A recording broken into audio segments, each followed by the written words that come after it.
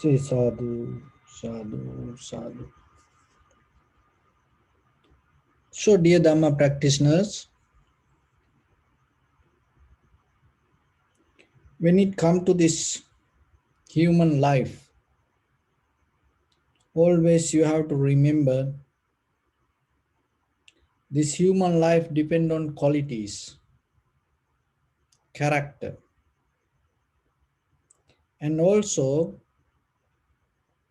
when we look at the world, so whatever the situation arise, it can name as religion, religious, economical, social, political, or environmental. So whatever the situation arise as a problem or the difficulty,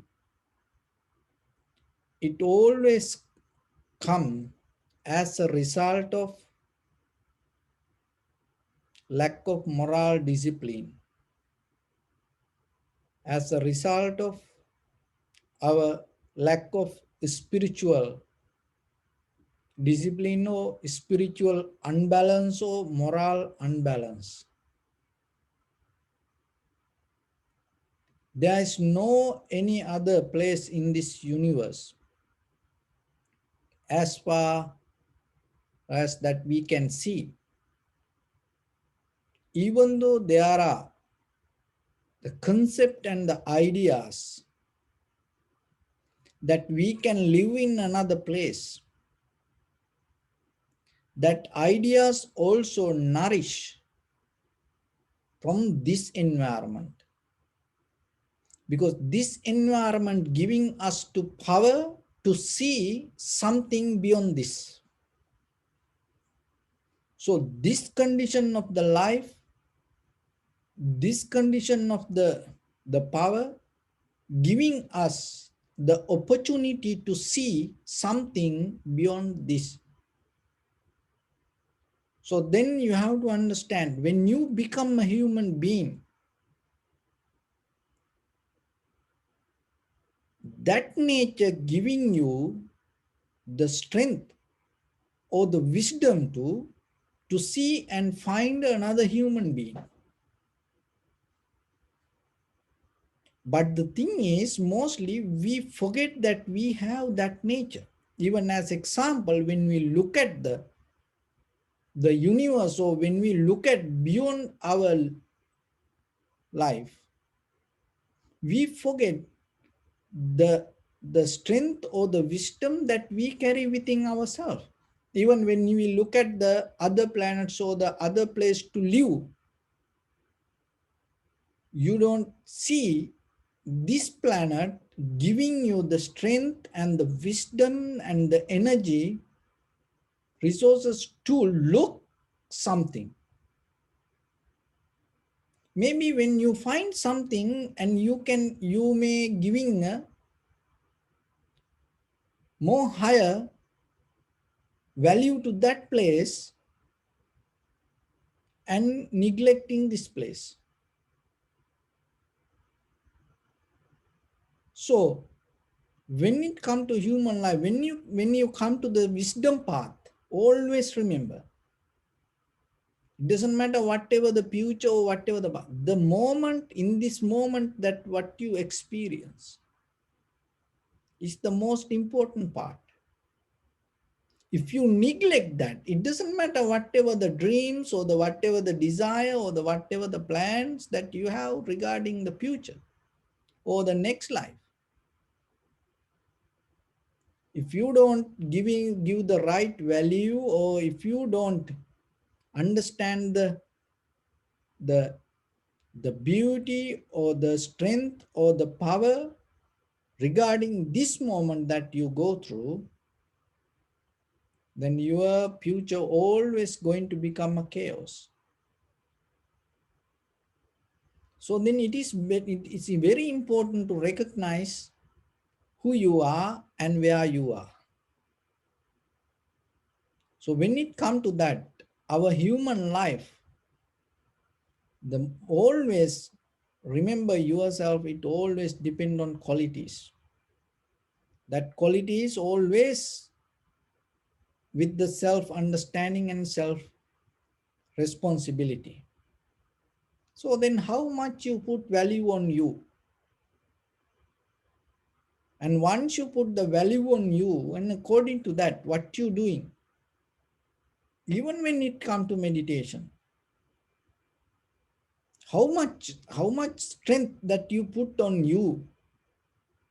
Forget about the Buddha, or forget about the sutras, or forget about the techniques or the teachings. How much value you put on you. And according to that, the result going to change. So that is what in the beginning that the Buddha meant, the Buddha taught to the people. Because we always put higher value on outside things. And we waiting and we looking that something will happen to us by time, or maybe by believing or by following something. No, mano pubbangama dhamma. There is no argument, so there is no challenge for that. So your mind is the forerunner. The mind is the chief. So mind is the creator. So, but without looking the nature of the mind, or and neglecting the mind, if you look for something else, that what you see may not going to be the right. But the beauty is when you recognize and when you understand the very nature of the mind, what will happen. So whatever you see, whatever you understand, and you going to see more and more deeply, and you're going to become more clear with that understanding. So then when it comes to that, the quality of the life, it is you have to build little by little. That's why the precepts or the rituals or that ethics, or we call sila.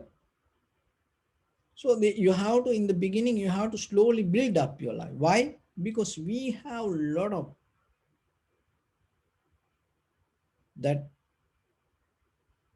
unnecessary qualities accumulated from the history. So then now you have to clean it as much as you can.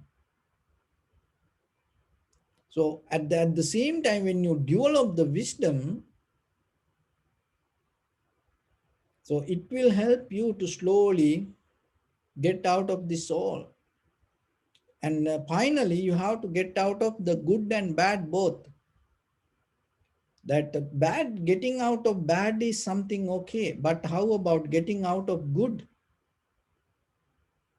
And getting out of what you think what is right? And getting out, or getting out what you hate is easy to even understand. How about get out of what you love? Because when you attain into enlightenment mean, you get out of this all both. So then in day-to-day life, when you come to the qualities of the life, when you start to develop the qualities of the life, what happening, the very first thing happening, you get out of the self-centered mind. That is the beauty of the ethics. So when you start to follow the ethics, and it slowly take you away from the self-centered mind. So then you have to little by little. Overnight you cannot do it. One by one, you have to collect it. You have to practice it. You have to master the qualities within yourself. Then you have to look yourself, what you have done morning to now, and see where your mind went, what kind of things in your mind you had. So if you had that, and then what about tomorrow? And then this is going to happen tomorrow. So whatever the mindset that you had 24 hours today, and you're going to wake up with that. So what you going to that the with the whatever the condition in your mind, you're going to sleep with it. And while you're sleeping, what will happen? Deeply, the for that thoughts, that the seed, the desires, the current start to water it. And then when you wake up with that. So this is a continuation itself, we call samsara. So then when it comes to samatha meditation, we try to settle down with one thought, just the inhalation, exhalation, not something big, just a very simple thing. You simplify your life to one breathing, one thought. So it is a skill. See how difficult it is. Because that is where the mind become more powerful and stronger. Because when you become sharp and clear with the clarity, and your mind become more usable. Another thing is that how that clarity come when you get out of things. So you just by praying, by wishing, dreaming, you cannot get out of things. Then what you have to do? You have to start to practice. You have to start to practice and towards the way that you want to go. So for that, the important thing then, start from now. Yourself deeply, you no need to tell to anybody. Telling to others, it doesn't make, you know, any sense. So you have to look yourself and deeply, you have to start, you have to decide yourself to get clean yourself, purify yourself. Just dreaming, thinking doesn't work. So you have to get into the action deeply. Start with one thing. Don't start with many lot of things. Start with one. So for that, I'm going to give you a story. One time there was a thief. So one quality can destroy you and one quality can uplift you. One quality. And it can arise right away. You don't know how even it going to happen. But if it is there with you, if you keep doing or keep saying or keep thinking, it's going to come out of you. It doesn't matter good or bad. Mind doesn't know it is. Universe doesn't know it is. So whatever you feeding, it's going to come. So there was a thief. And somehow in the village, people used to blame to him, and the wife used to blame to him, and children used to blame to him because he's a thief. Everybody knew. If something disappear in the village, everybody come behind that person. So even he didn't stolen, he is still that still people used to blame, and it kind of like disturbed him. So then he thought, this doesn't work for me like this way. I want to get out of this. But my nature itself, when I see something, I go for it. I want to steal it. If it is valuable, if it is nice, and sometimes I have no power to hold me. So what should I do? So then he start to ask for help. So then remember the very first quality. Spiritually, when you look for transformation or the change, and start to look for the help. And you have to look for the help with the right person. So that is why in the Buddha's teaching, the Kalyana Mitra, the friend, whoever practiced the good, how you can find the person not increase your greed, hatred, or the delusion. And try to develop your loving kindness, compassion, and the wisdom. Keep that person as your friend. It doesn't matter your husband, wife, children, or the friends or whoever next to you. If they try to increase your greed, hatred, or the ignorance, get out of that person as soon as possible, or one day determine yourself. Get out of that person. Don't go with that kind of people. Don't ask any help from that kind of people, because that is the formula that you have to follow when it comes to help. How you can find the help? Look for the loving kindness, generosity, compassion, and go with that. That is the current you have to follow. So then he start to look for help. And then people told, oh, we don't know how to advise you. There is a monk that you can go and ask him. So then far away in the middle of the jungle, there was a monk, forest monk, and he went there. And the monk asked, why you are here? So then he explained, I am a thief. I am so tired about this everything. So I want to change. See? So we go step by step. Until you get tired, you're going to keep doing things. It doesn't matter whatever. But one day, you're going to get tired. That is the day you're going to look for Dharma. Otherwise, so that's why when you try to change people, be careful. Just by telling them, maybe they're not going to understand anything. But there is a point come. They're going to get tired. That is the right moment. Otherwise, they have to have some kind of background or some kind of history to understand or listen, or somehow they have to look for something within themselves. Otherwise, you cannot help. Through this journey, what one thing what I understood is we cannot help people like that way unless the person look for change. So look, this thief, and he now want to change. And then the monk told, oh, okay, if you want to change, then you have to. So you are a thief. If you want to be good, just stop stealing. Then you're going to be okay. So then this thief told, oh, Venerable Sir, the problem is I like to stop it. But the thing is, I have this nature myself. When I see something, I want to steal it. I cannot stop. I need the help to somehow to stop this. So then monk told, okay.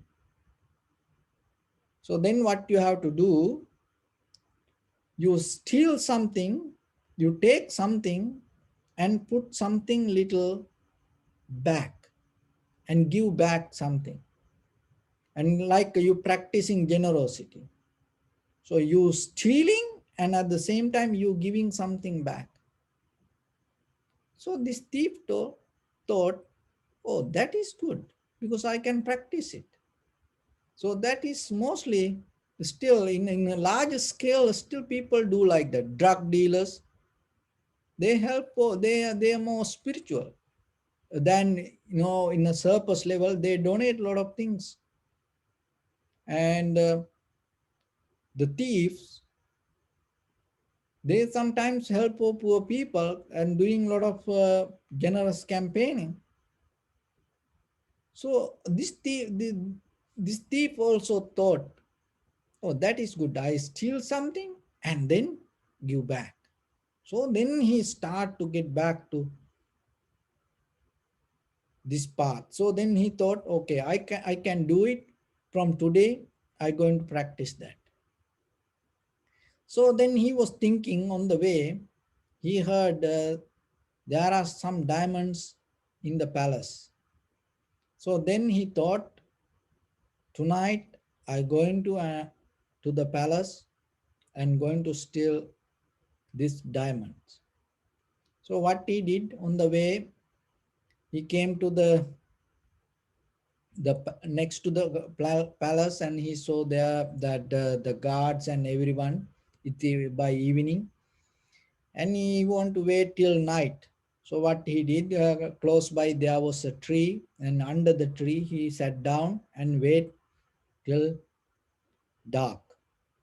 So the same day, the king, the wearing like a normal person, and came out of the palace and start to walk around the city and see how the people living, how the people do. And somehow on the way, he saw this man sitting under a tree in this dark. And he came and sat next to that person and having had a conversation and asked, "What you doing?" Oh, then he start to tell his story, what happened today. This thief start to tell, "I am a thief. So I'm so tired about this. Now I look for change. Then I went to see this monk, and then the king asked, so what the monk told?" So then the monk told, "If you steal something, give back something, little bit give back to the owner. So that way you start to practice generosity." So then the king was so passionate about this story and told, "I would like to see how you're going to do this." So this thief didn't know this is the king. He thought this is just an ordinary person. Somehow by the conversation, he got friend with this person. And he told, "If you like, you can join with me tonight because I need some help also. Tonight, I'm going to go to this palace and there are some diamonds. So I'm going to take it. If you want to come with me." The king was so happy to see this, and king himself joined with him. And by the time at night, the both of them entered to the palace, and somehow this thief found out the place and opened the box and took out all the diamonds. And now king watching this and see he's seeing his own diamonds, they're taking this thief. And then this thief remembered the ritual that now he practiced and the monk advice, and he told, "Oh, I want to give something back to the king. Should not, it is not good to take everything." So what he did, he put a one diamond back to the place and closed the box. And with the king, he escaped from the palace, and on the way, he gave some little bit for the king, and they share. And the thief gave his information also told in, "So we are now friends, and in case if you need any help, I live in that village and come and meet me." So then they separate. So by the morning, now everybody got the news what happened last night, and somebody entered to the palace and took all the diamonds. And the king knew what happened, but still he didn't tell to anybody. So then the treasurer, and king called the treasurer and told, "Go and see what happened and take and see what we lost." So the treasurer went to the place and examined everything, and then he opened the box, the diamond box, and there was only one diamond. And he had a habit. So whenever he wants something, he just take it. He just take it and put it in his pocket. He didn't care about anything. It's like people who go to government office, pen, papers, books, files, staplers, scissors, glue, everything whenever they want, they take it home. So it's little things. They don't even think about it. So even the pen, that whatever they keep writing after they finish, and they put it in their pocket. They think it belongs to them. No, it is belong to the government, but they don't care about it. So this treasurer used to be like that. Whenever he go to palace and he look something, he just take something and put in his pocket. So now he opened the box and he just saw only one diamond in that box. He thought, no one knows about this. Now everybody thinks that all the diamond disappeared. So what he did, he took that diamond and put in his pocket and came to the king and told that all the diamond gone. But the king knew there was one diamond. And the king again and again and again asked, are you sure? Go and look again. Go and look again. So this person told, oh yes, I look and everything clean and all the diamonds gone. I didn't find anything. And then in front of everybody, the king called his guard and kept the treasurer in one side and he said, now he know where the thief. And he sent the message and the guard and took the thief also. And in front of everyone, the thief explained his story. And then the thief told, I put one diamond back there. And now, in front of everybody, king that advised to search the treasurer. And the guard came and start to look all the clothes and everything, and they found one diamond hide inside him. So, see what happened. One little quality that transformed the thief as a good person. And one little bad action transformed the treasurer as a thief. So in conventionally, this is about the character. But when it comes to our spiritual practice, one thought, the one thought that we hold can take us to heaven or hell. Not these other universal powers. As you know, there are seen, unseen, many other energies, powers, strength, abilities in this universe. But your journey decided by one thought maybe. Are you aware about it? That is what you have to think. When it comes to Vipassana, you don't take any chance. That's why always I mention, keep the newness, freshness. You don't take any chance. Maybe with the good thought, sometimes behind that good, sometimes greed, hatred, anger, jealousy. Oh, you don't keep any kind of other abilities or the qualities as the desires. You completely make everything clear. How you can do it?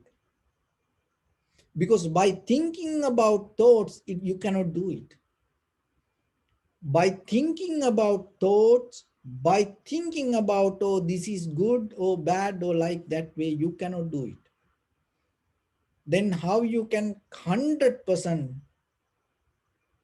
clean everything and come out of this pattern of this all the behavior and start to come to the present moment. So that is the center. Start to come to the present moment. And from that moment, so start to get into the sensation. So that is the beginning. Once you recognize the sensation or the feeling, in that feeling start to see the impermanent, unsatisfactory nature and selflessness. If you are able to recognize these three things Maybe in the beginning, you start with the present moment, and then you start to recognize and maybe impermanent or the unsatisfactory nature or the selflessness. But there is a moment come, little by little, if you start to practice impermanent, unsatisfactory nature and selflessness, these all three qualities, you start to experience as one in the present moment. In that very moment, your mind get out of the all the thoughts, and even whatever the thought arise, that thoughts cannot be as a thought, because to become a thought, there should be a process. Become a thought, and the become the power or go with the current, there should be a process. So if when you get out of that process, and how, recognizing the impermanent, unsatisfactory nature and selflessness. So when you see that quality, and the right away, the the main the current going to become neutral. How? It like this. When you see the shoulder pain, you don't see the current, you see the shoulder. So when it comes to impermanent, unsatisfactory nature and selflessness, and you don't see the shoulder, you see the pain. And even in deeper, you don't see the pain, and you recognize that pain also impermanent, in selflessness, and in the unsatisfactory nature, means there is no moment to settle down as a pain. So in that very moment, your mind get out of the thought process that we settling down, because we use the thoughts to settle down. We use the thoughts to find a place. We use thoughts to secure ourselves. But impermanent, unsatisfactory nature and selflessness take you out from that. And that is where your transformation happen. So it is a process, little by little, you have to practice. Get into this one thought of the process. So start to getting to develop your qualities, and then when it become a profitable skills with the character, and then slowly you can get into the mind, and you can work with the thoughts. If you cannot work with the body, how you going to work with the mind? So then in the beginning, start to work with the, the body. So that is what called discipline. That is what called the character building. That is what called the moral building. So once you develop that with the good qualities, in a certain level, you recognize how to work with the mind. That recognition will help you to go deeper and see the very nature of the mind. So that process will help you to slowly, rather than settling down inside the cage, and get out of it. So with that, I bless upon everyone with this good practice. May all of you be well, happy and peaceful. May no harm come to you. May no difficulties come to you. May no problems come to you. May you also have the patience, courage, understanding, and determination to meet and overcome inevitable difficulties in your life. During this time period, may everyone stay healthy and safe. And finally, may all of you attain supreme bliss of Nibbana. Sabbityo vajjantu sabbarogo vinasatu mate bhavattantarayo sukhi digayuko bhava ettavata cha ammihi sampadang punya sampadang sabbe deva anumodantu sabba sampatti siddhya sabbe bhuta anumodantu sabba sampatti siddhya sabbe satta anumodantu Sabba sampatti siddhya idammi punya kammang asavakkaya vahang hotu sabba dukkha pamuncatu.